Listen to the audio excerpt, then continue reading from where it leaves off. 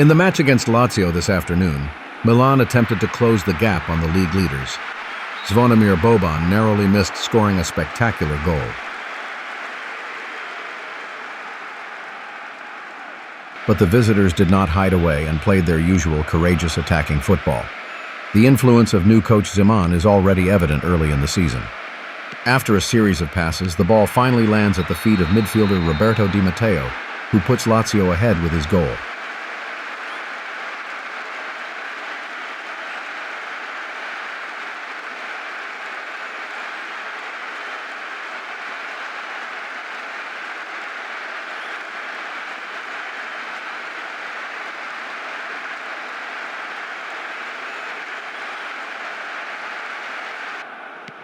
Boban continued to be Milan's most striking player.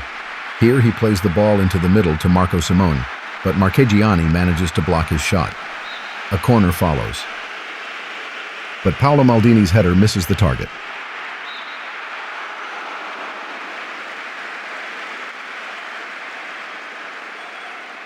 Shortly before halftime, Lazio has a great chance to score a second goal after a counterattack. Casiraghi passes to Signori, but Rossi prevents the goal and keeps Milan in the game. Even after the break, Milan's goalkeeper continues to be in demand. Lazio plays for a second goal and has another chance with Casiraghi's header, but once again, Milan's goalkeeper is there. But the next corner brings the breakthrough. Venturin finds Casiraghi, and this time even Rossi can't prevent the goal. Milan is facing a completely disastrous start to the new season.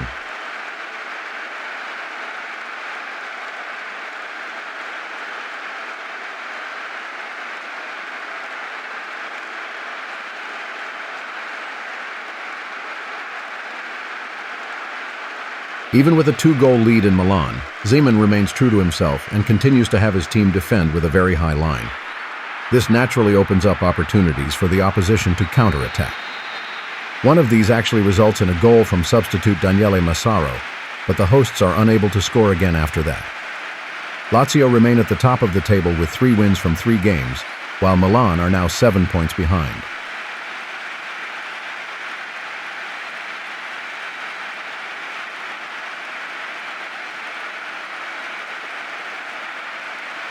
During the match between Parma and Cagliari, fans at the Stadio Ennio Tardini are treated to some remarkable goals. Sweden's Thomas Brolin, who played an outstanding World Cup for his country and finished 3rd with his team, gets things started.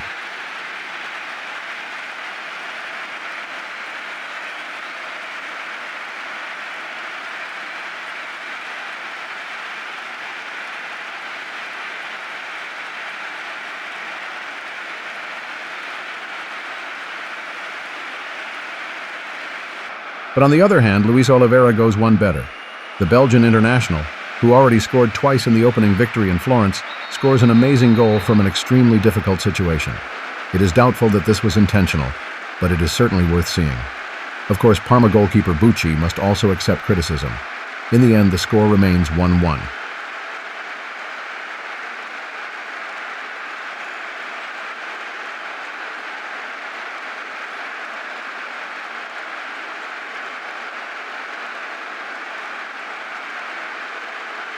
Roma wanted to continue their run against Genoa, but initially it was the visitors who celebrated. Following a cross from the left, Massimo Ciocci scored with a header to give his side the lead.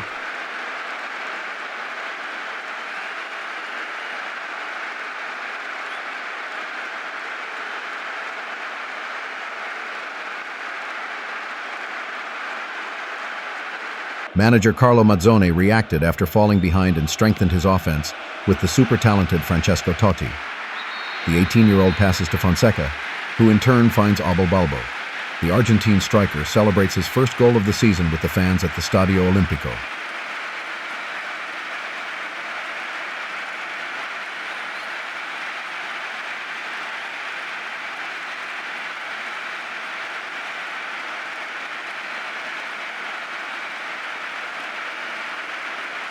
But things were about to get even better for Rome-born Totti. After a 1-2 with Fonseca, he passed to Balbo, and once again the Argentine made no mistake. It was Totti's first direct involvement in a goal, and Roma's third win put them level with arch-rivals Lazio at the top of the table.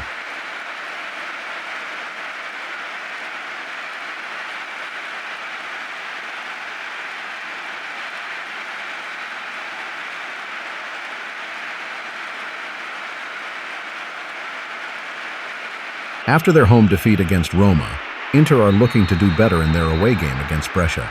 Thanks to Dutchman Dennis Bergkamp, they should succeed. After the Nerazzurri struggled for a long time, this beautiful free kick gave them the lead they had been longing for.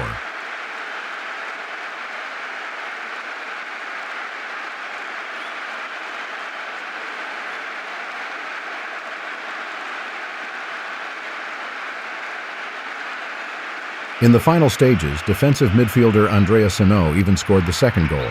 In the end, Inter earned a well-deserved away win in Brescia.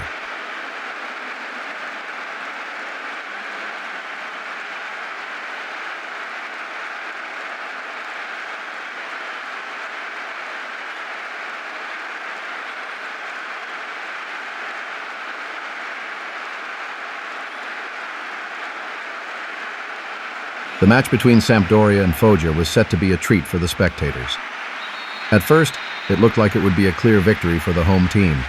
Midfielder Alberigo Ivani, who had previously enjoyed great success with AC Milan and played for Italy in the World Cup final that summer, scored the opening goal.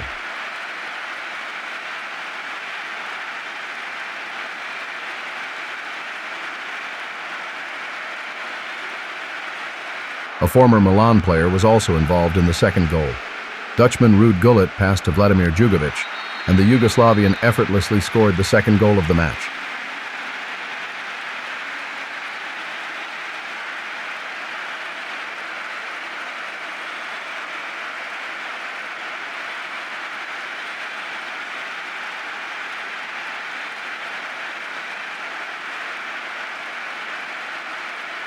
But Foggia does not give up and gets back into the game just before the halftime whistle. After a corner from Di Biagio, Zenga initially saves, but Pierpaolo Bresciani is able to convert the rebound from a tight angle.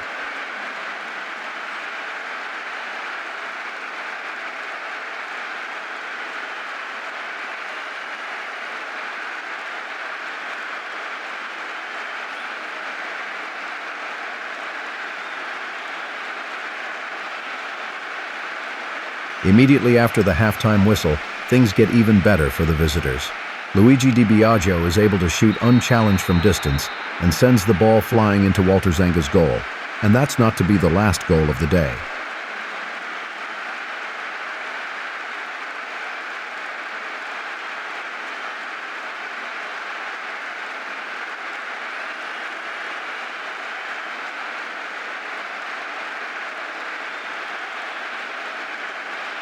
Sampdoria completely lost control of the game.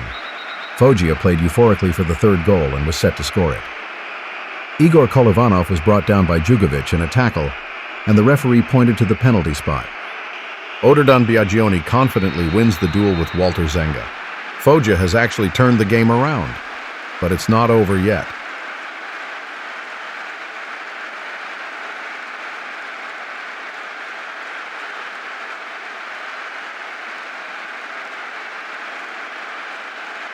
Alberigo Ivani was in particularly good form today. His left foot has been feared for years, and he hasn't lost any of his skills. With his second goal this afternoon, he secured a 3-3 draw for his team.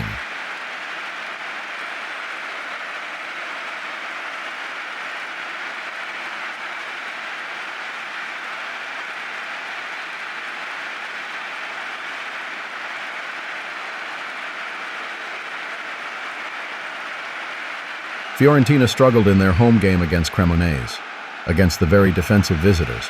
It took until the last minute of injury time before Francesco Baiano had a flash of inspiration, beat two defenders, and scored the goal of the day. It was La Viola's first win since their return to the top flight.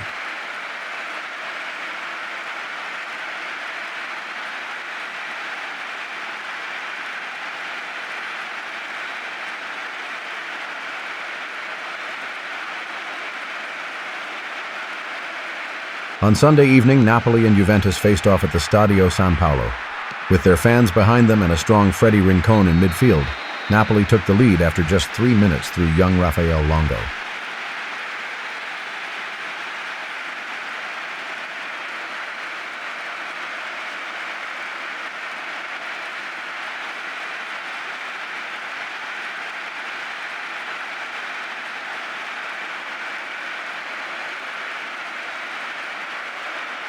Juventus also got off to a terrible start in the second half. Colombian Rincon, signed from Brazilian club Palmeiras, dodged Di Livio's tackle and left Peruzzi with no chance. What a night for the fans at the São Paulo.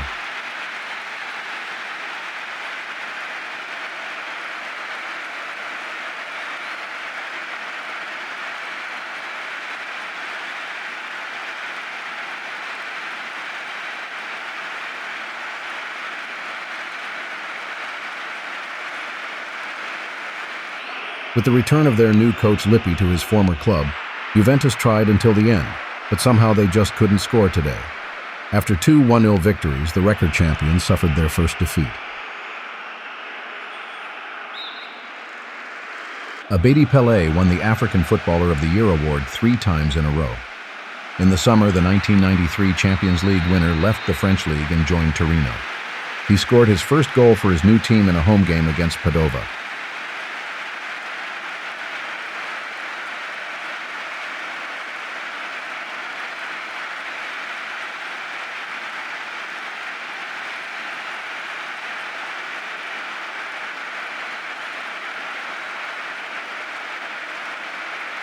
Midfielder Paolo Cristallini sealed the deal this afternoon in Turin with this magnificent long-range shot.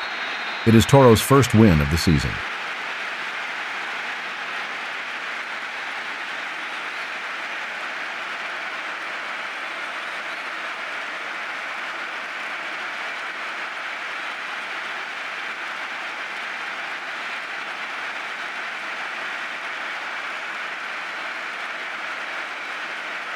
A worthy conclusion to today's match day.